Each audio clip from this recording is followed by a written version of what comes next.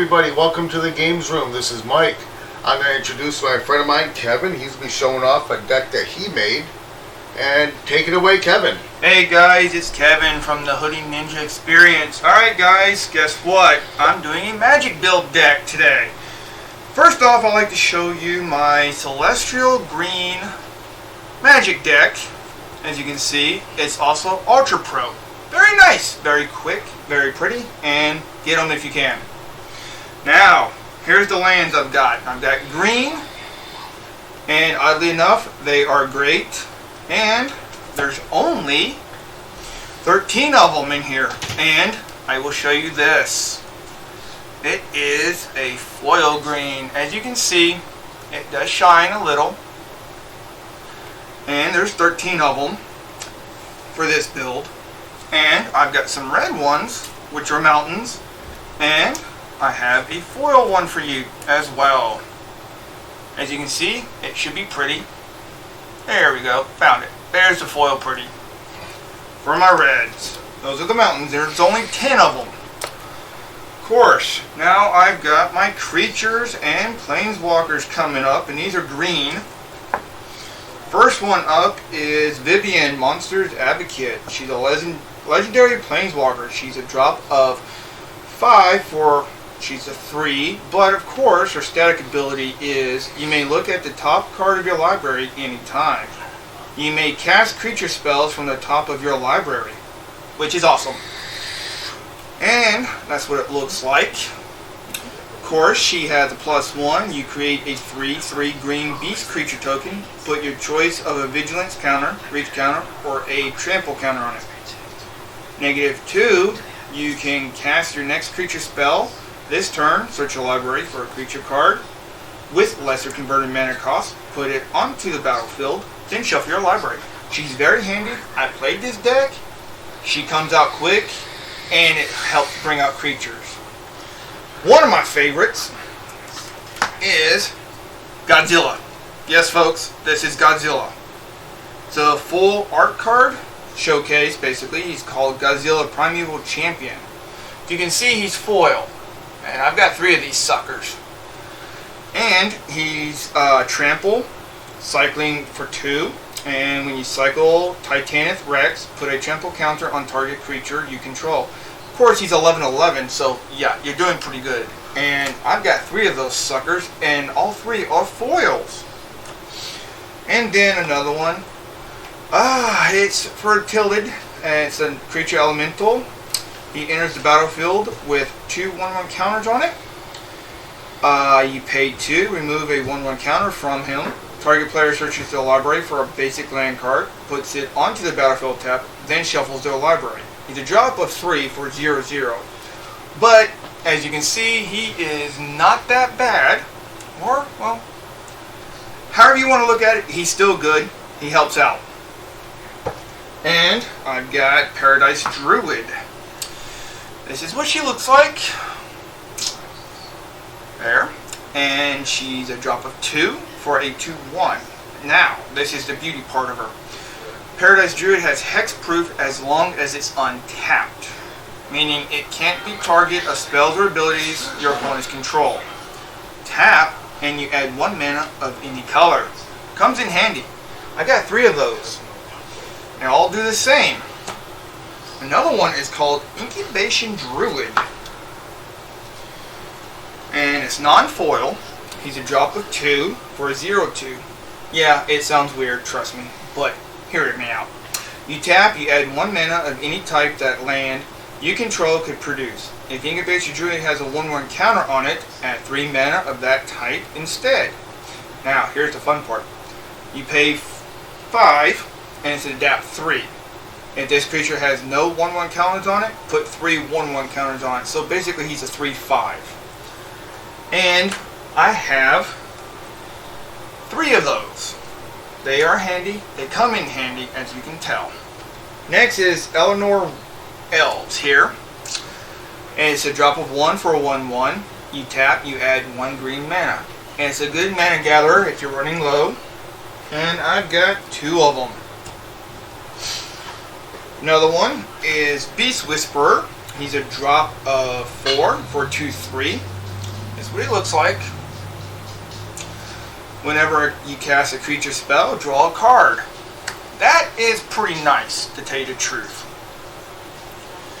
And I have 4 of those guys. Those are my green creatures. Now, I'm going to show you my multicolored creatures, which are green and red.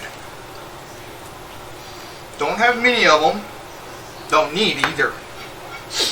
First up is Creeping Trailblazer. This is what he looks like.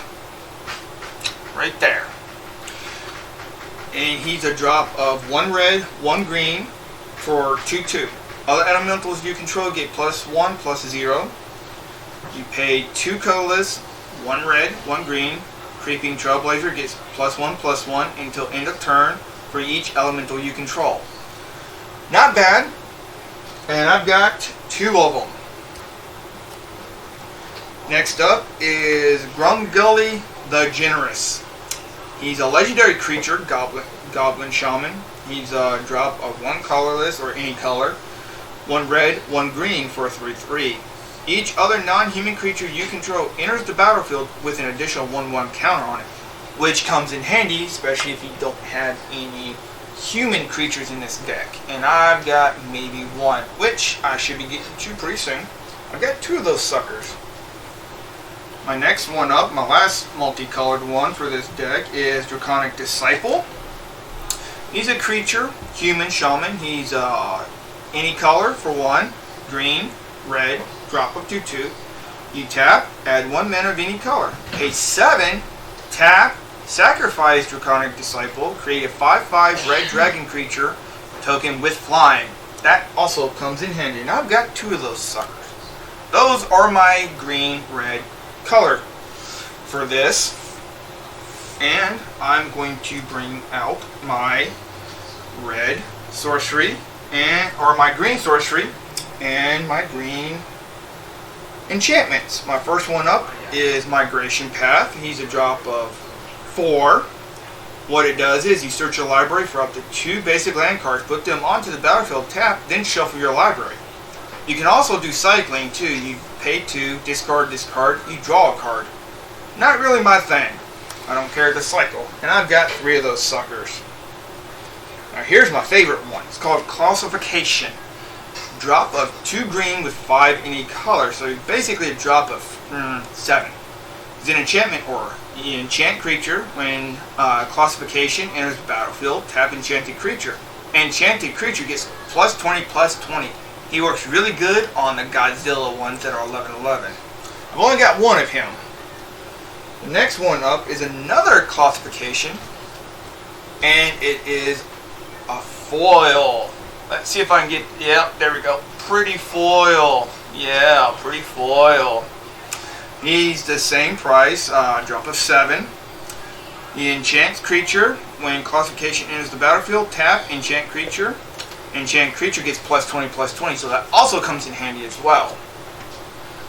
Another sorcery card I've got for my green is 1 green, 1 any color, or colorless, and it's Survivor's Bond. It's a sorcery. You choose 1 or both. Return target human creature card from your graveyard to your hand. Return target non-human creature card from your graveyard to your hand. That comes in handy very much. That is my sorceries and my enchantments for my green side of this deck. Next up is my red cards, guys. Here's my first red planeswalker, Telebet Rakesh Inquisitor. He's a legendary planeswalker. He's a drop of only 3. And it's very good, especially when your opponent likes to gain life. His static ability prevents them from gaining any life. At -2, you create a 1/1 red devil creature token with, when this creature dies, it deals 1 damage to any target. And he's got 5 health. My second red planeswalker is Luca Coppercoat Outcast. He's got 5 health, or 5 loyalty counters, with a total of drop of 5, with 3 any color or colorless, and 2 red. At +1, you exile the top 3 cards of your library. Creature cards exiled this way gain. You may cast this card from exile as long as you control a Luca Planeswalker. With -2, exile target creature you control, then reveal cards from the top of your library until you reveal a creature card with higher converted mana cost. Put that card onto the battlefield and the rest on the bottom of your library in a random order. And -7, each creature you control deals damage equal to its power to each opponent. That is nice if you got high-powered creatures. Those were my Planeswalkers. Now, here comes my favorite red card. Godzilla, Doom Inevitable. He's a drop of 7. 5 colorless or any color, and 2 red. He's a legendary creature. He's a dinosaur turtle. Go figure. He's an 8/8. He has trample and haste, so basically you can bring him out and hurt someone right off the bat. And he's got a cycling of a cost of 2. When you cycle Yadaro, Wandering Monster, shuffle into your library from your graveyard. If you cycle a card named Yadaro, Wandering Monster, 4 or more times this game, put it onto the battlefield from your graveyard instead. That is awesome. I have not been able to do that yet. Now my next creature is Darnith's Stinger. He's a creature, human wizard, drop of 2 for a 2/2, 1 red, 1 colorless. Whenever you cycle another card, Darnith's Stinger deals 1 damage to each opponent. So that kind of works out if you have your Godzilla Doom Inevitable cycle too. As well, you can cycle 1, pay 1, discard this card, draw a card. So that also works out for that card as well. Got another one, creature, Gutter Snipe. He's a pain, believe me. To drop a 3 for a 2/2. He's a Goblin Shaman. Whenever you cast an instant or sorcery spell, Gutter Snipe deals 2 damage to each opponent. That is a move that you don't like to be on the receiving end. My next card is Shock for a drop of 1. It's an instant. Shock deals 2 damage to any target, and I've got 2 of these suckers. And it comes in handy, especially when you have Gutter Snipe. My last red card for this deck is Wizard's Lightning, pays 3. It's an instant. This spell costs 2 less to cast if you control a wizard, which I do, Darnith's Stinger. So this would basically be cost of 1 if I had my Darnith's Stinger out on the board. Wizard's Lightning deals 3 damage to any target. Now, that is my Godzilla deck. As you can see, that's all the red cards I've got. I've only got 10 mountains and 13 forests with a few colorless or multicolor, which is green and red. As always, first time doing this build, played it twice, lost twice, but not bad. Again, have fun, be safe, like and subscribe. Enjoy. Alright, Kevin, I thank you very much. I hope you guys really enjoyed this. Please don't forget to like the video, subscribe, and as always, thanks for the view, and be safe.